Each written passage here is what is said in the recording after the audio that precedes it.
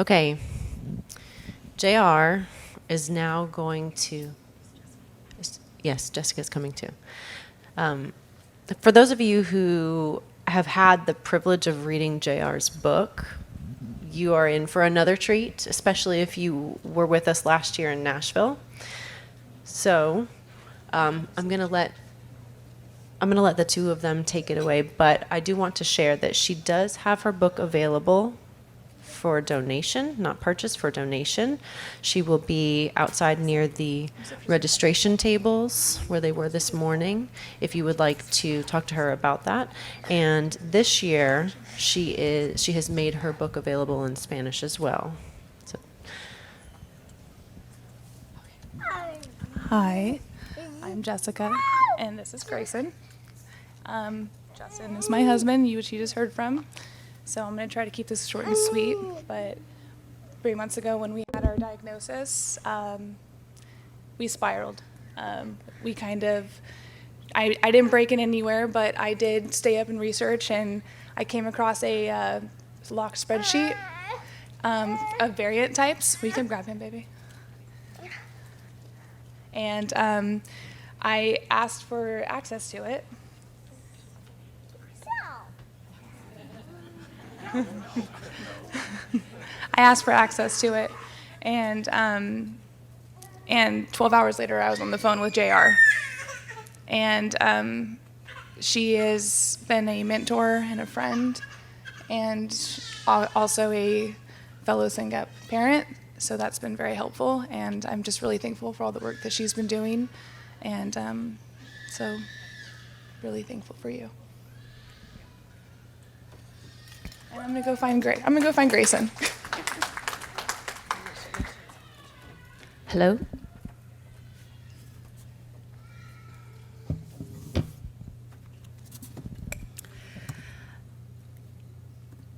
Does anyone know my PIN? There we go. Okay. Hi. Gosh, it's nice to see you guys here today. I think this is the first time I've looked up.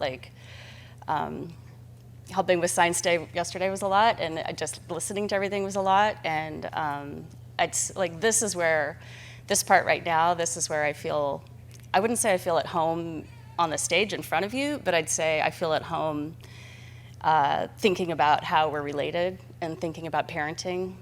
That's where I really feel at home. So last year at this time, at the SYNGAP1 conference in Nashville, I launched my book, More of Everything, and it's about my parenting journey of my Syngapian. He's now 22. And I am so appreciative of every kind word, every thanks, every review on Amazon. And thank you for that. Today, I am super excited to have launched the Spanish translation, Mas de Todo, and I'm so glad that it's in a second language. And I had donated some for Vicky today, and that was not edited perfectly, so that if by December 15th it'll be on Amazon, and it'll be I'll have the accent over the A on the cover. Yeah, that's important. So sorry that I botched that. So over the last year that I've had my book out in the world, I've had the chance to see that my book was really one thing when it was still in my head, and it was another thing that morphed as fast as I wrote and edited it over about 2 years. And now it's like a completely different thing now that it's out in the world. And my goal in writing it was to know myself better. And my goal in sharing it is in hopes that one or more of you might know yourself better. When you hear what I have to say, you might have your own insights, that are different from mine. And that's because you'll be remembering something that your kid did that made you proud or scared or conflicted. It won't be based on my parenting Joey. It'll be based on you. So my goal today is to allow your thoughts about your life to enter into the equation your memories to bubble up, your interpretation and assumptions. And so to do that, I'm going to read a little slower than usual and also roll the photos of your own children. So first, I'm going to read the only part of the book that looks at Joey's brothers. And that's partly because we're families first, and the sibling view is an important part of that. And Paulina shared so beautifully today. So the second thing I'll read is about the transition to adulthood that Kathy talked about. And as she and I have a more similar path than I do with even though I share commonalities with lots of you, Kathy and I's path with our kids, it's like we were kind of living parallel lives on opposite coasts. So I wanted to talk about that transition to adulthood too.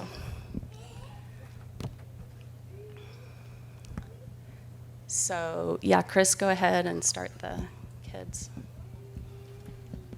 Uh-oh, my little things are pulling out.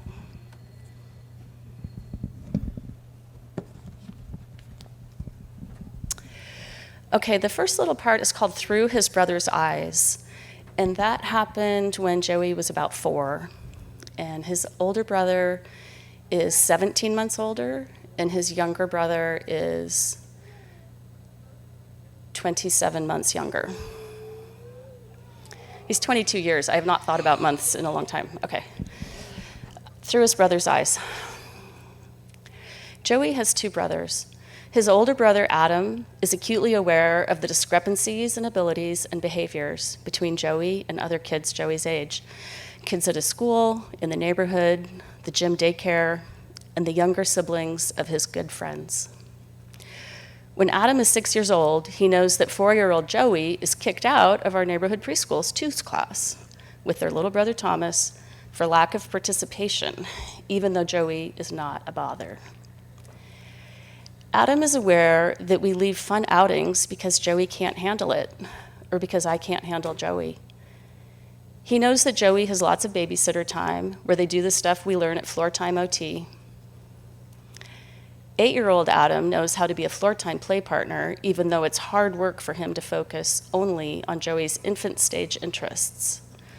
Moving and balancing on swings, and watching a puppy puppet with a long tongue.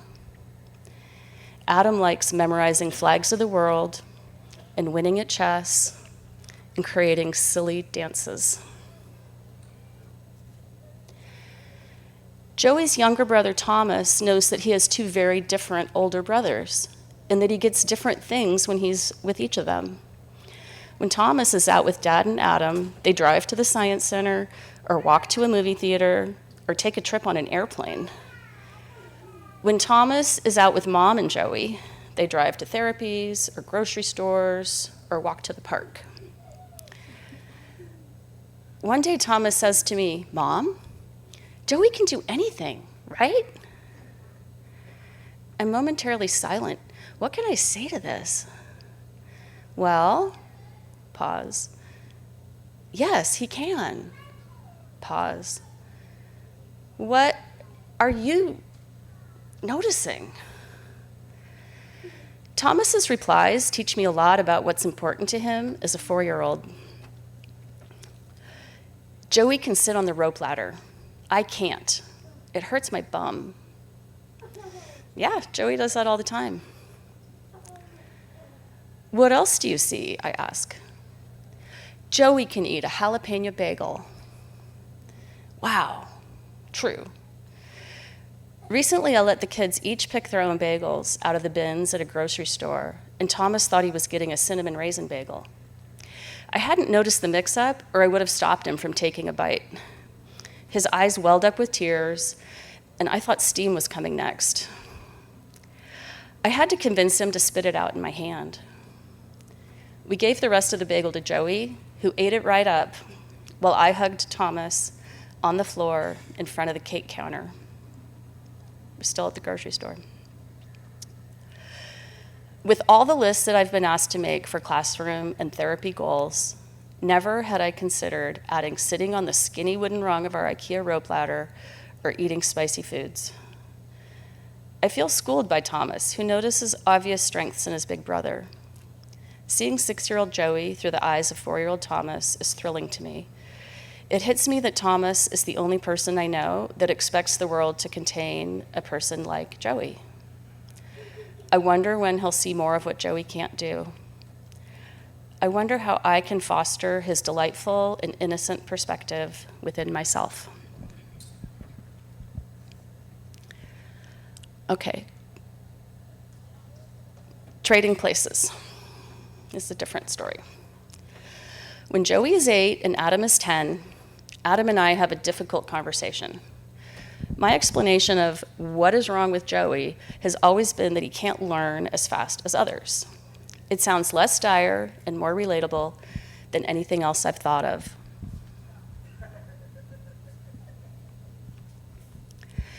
Adam takes this knowledge and asks me if I would trade places with Joey so that he didn't have his disability anymore. My first instinct is to say yes, but I pause. This feels important. It's not about Joey.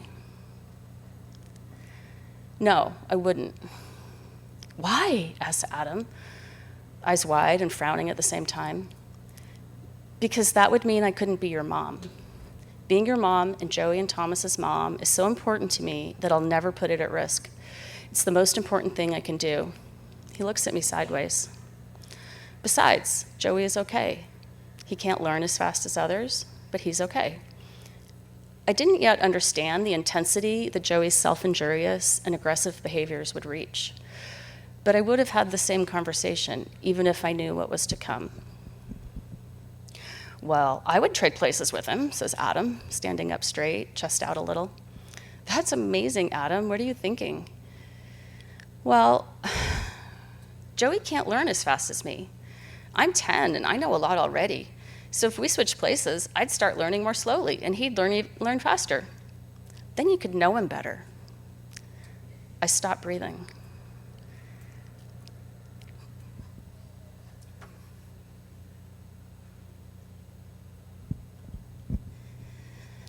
That's what you want, right, Mom?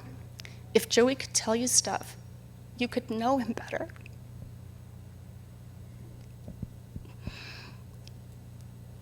He looks up at me, eyebrows raised and mouth slightly open. Oh, my heart. This has got to be the sweetest thing I've ever heard. His not quite right understanding of Joey's differences and what is important to me come directly from my mouth. I swallow to stall for time. I will my tear ducts to close and my voice to stay steady. You know, Adam, I tell you and Thomas how important it is to know you because you guys are the ones who need to hear it. You're both going to learn how to hide yourself from me. In fact, I'm already teaching it to you. When you get a present, we've taught you to say thank you and add something positive, even if you don't really like it. That's a polite way of hiding your true self. As you get older, you'll get better and better at this, and you'll want to keep some things private for yourself and not share them with me. That's okay. But I want you to know for sure, in your heart, that I don't have a particular way I need you to be. You can think any thoughts and feel any feelings. For me, the most important part of being your mom is getting to know who you really are. Adam looks at his feet and squirms. I continue on. If we could do any of these brain switches that we're imagining, we'd really have to think this through, but we can't. I'm so happy I'm your mom, and I'm so happy you were you. I'm happy that Joey is Joey and Thomas is Thomas. I wouldn't have it any other way. In fact, do you think Joey likes himself? Yeah, says Adam. Me too.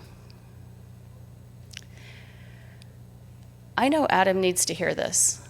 I leave unsaid how dearly I want to understand and treat Joey's condition. Adam already knows by how I spend my time.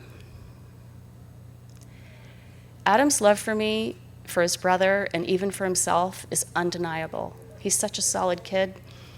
I'm glad that I told him I intend to be there for him and his brothers no matter what. When one kid needs so much more than the others, the idea of fairness is especially skewed. I need him to know that he and Thomas are as important as Joey.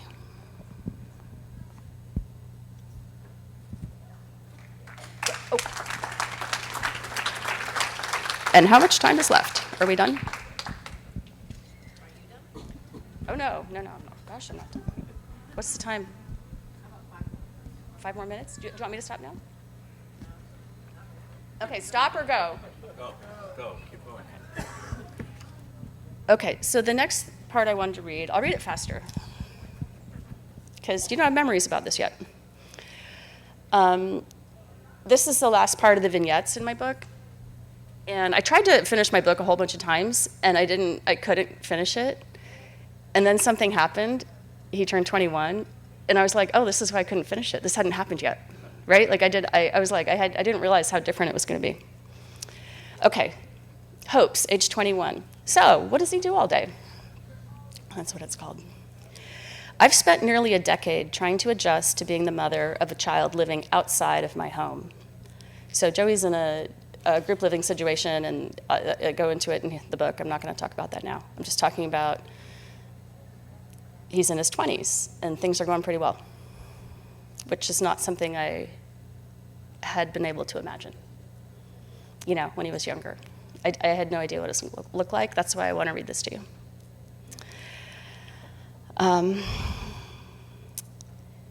I've made some progress, adjusting to being the mom of someone living outside my house, but mostly it feels wrong in my soul, and my brain is not proving powerful enough to change that. So when Joey turns 21, I'm surprised to find that my discomfort begins to soften on its own. A few things fall into place for me. The first is profound relief. For 2 years, I tried to facilitate Joey's move to a group home that serves adults, but we weren't offered an opening. I'm still not a fan of the lack of control I have over his life now that he's cared for by a combination of state and federal programs. The month before he turns 21, the deadline when he's required to move out, Joey's offered a new placement. Then I talk about how I like it. I visit it one day, and on the drive home, I accept the placement on Joey's behalf. Over 200 people are considered for the spot that is offered to him. Historically, when there have been gaps in care, I've been the one to fill in, either for a few nights or up to 6 weeks. In the current climate of housing crisis and caregiver shortage, I've been holding my breath, unsure if I'll be tapped in. Now I can relax.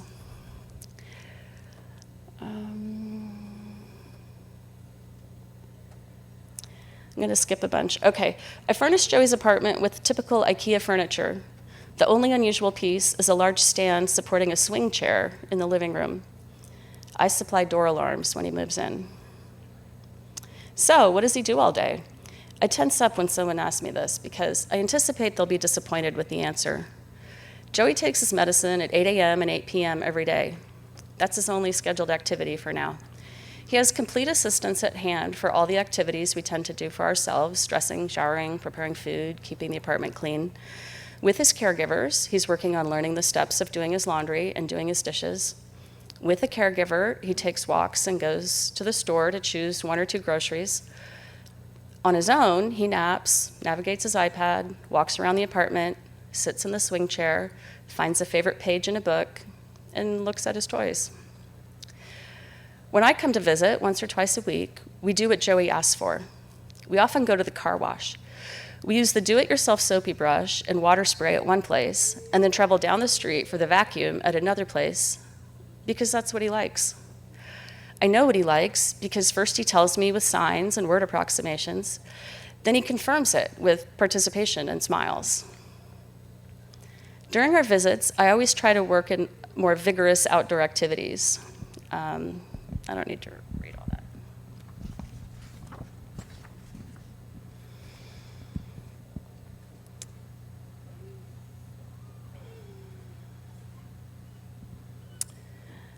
I'm just going to say when I'm with Joey, I give him all my attention and creativity. Then we both go to our separate homes.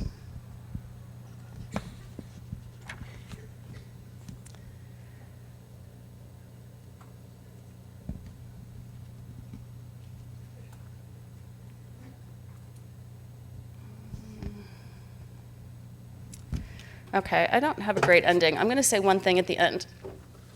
I've been, self-care is kind of elusive, right? How do you care for yourself?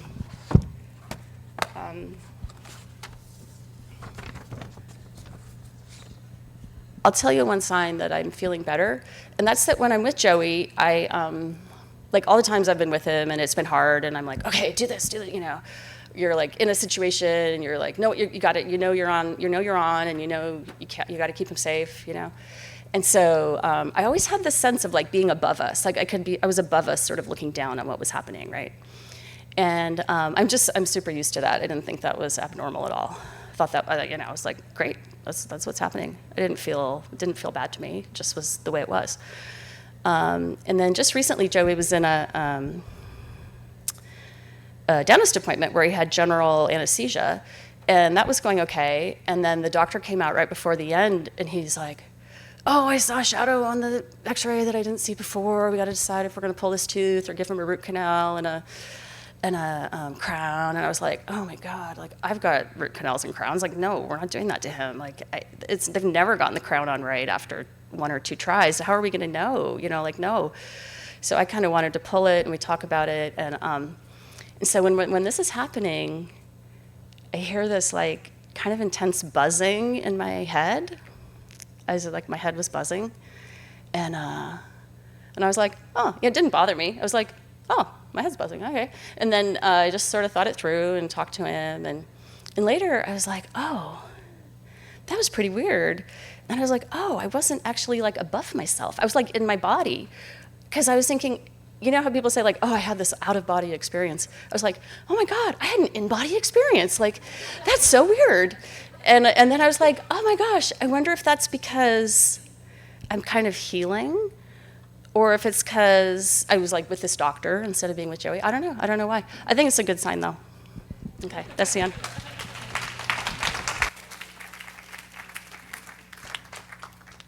Thank you.